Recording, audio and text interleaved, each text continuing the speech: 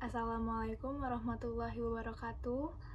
Perkenalkan, nama saya Juza Salsabila, NIM 2018042038. Di sini saya akan mencoba menjelaskan tentang estimasi parameter. Fungsi estimasi statistik inferensial. Salah satu tugas statistik inferensial adalah membuat kesimpulan inferensi, estimasi, penaksiran, dan generalisasi terhadap populasi berdasarkan hasil analisis dari data-data sampel. Penaksiran atau estimasi yang dibuat haruslah tidak bias. Sampel harus representatif, sampel harus mencerminkan keadaan dan atau karakteristik populasi. Sampel tidak lain adalah populasi dalam jumlah yang kecil. Jadi, untuk dapat memperoleh sampel yang representatif, ada persyaratan-persyaratan tertentu yang harus terpenuhi, yaitu berupa teknik pengambilan sampel dan jumlah anggota sampel. Untuk keperluan pembuatan inferensi dan estimasi, penarikan anggota sampel harus dilakukan secara random dan tidak boleh memihak. Dengan teknik random, semua anggota populasi mempunyai peluang yang sama untuk menjadi sampel. Selain itu, jumlah anggota sampel harus juga memenuhi persyaratan minimal dan untuk perlu dipertanggungjawabkan dengan interval kepercayaan. Statistik inferensial bertugas dan berfungsi untuk menaksir populasi berdasarkan sampel, misalnya berupa data deskriptif seperti data-data hitung, simpangan baku, mode, median, dan lain-lain. Nah, data-data deskriptif yang dihitung dari sampel itulah yang biasanya disebut sebagai data statistik. Sebaliknya, data-data deskriptif yang dihitung dari populasi disebut sebagai data parameter. Kesalahan sampling. Nah, jadi di sini dituliskan rumus untuk menghitung kesalahan sampling. Kesalahan sampling dihitung dari selisih antara rata-rata hitung populasi roh dengan rata-rata hitung sampel X P. Jika dituliskan dengan rumus kesalahan itu adalah EI sama dengan P dikurang X per. EI sama dengan kesalahan sampel ke I, roh sama dengan rata-rata hitung populasi atau parameter, dan X per rata-rata hitung sampel ke I. Distribusi statistik. Nah, distribusi statistik ini untuk rata-rata hitung yang mengikuti distribusi normal sehingga memiliki karakteristik kurva normal. Jadi itu kayak kita mengambil contoh 50 kelompok. Nah, dari 50 kelompok itu kita memiliki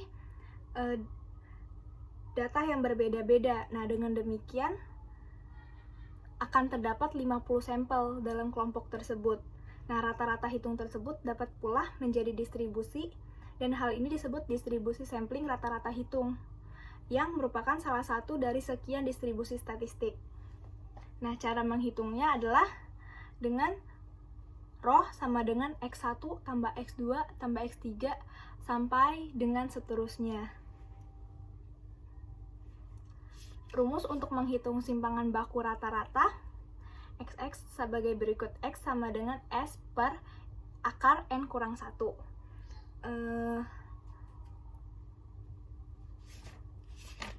Nah, besarnya simpangan baku rata-rata hitung dalam rumus tersebut sangat bergantung pada besarnya N.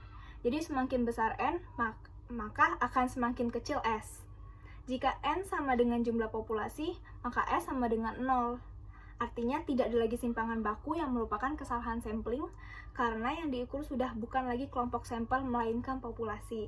Nah, hasil perhitungan kesalahan sampling atau simpanan baku rata-rata hitung kemudian dipergunakan untuk menaksirkan letak angka rata-rata hitung parametrik.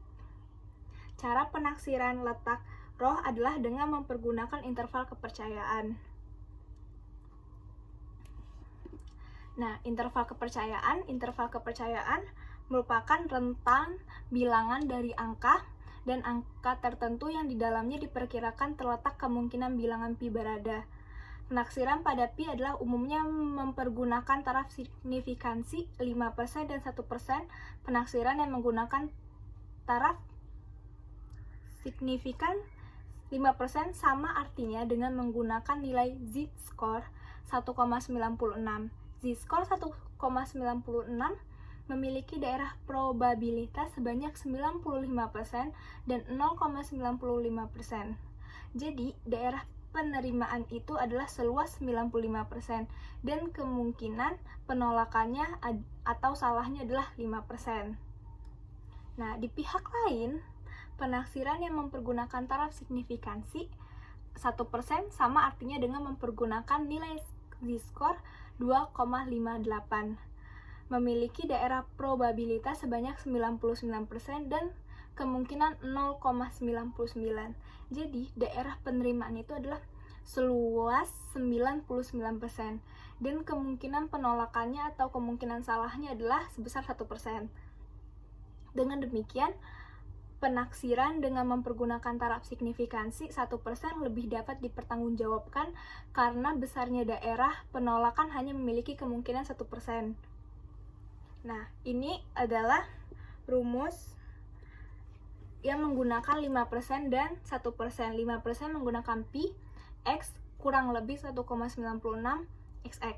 Dan yang 1% pi sama dengan x per plus minus 2,58 xx.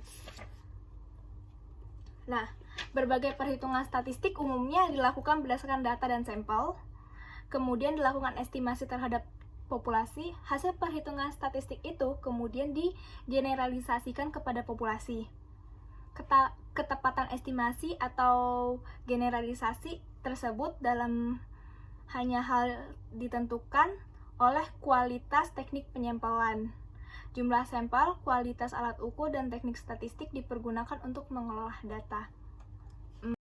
Itulah presentasi yang sudah saya sampaikan. Saya ucapkan terima kasih. Assalamualaikum warahmatullahi wabarakatuh.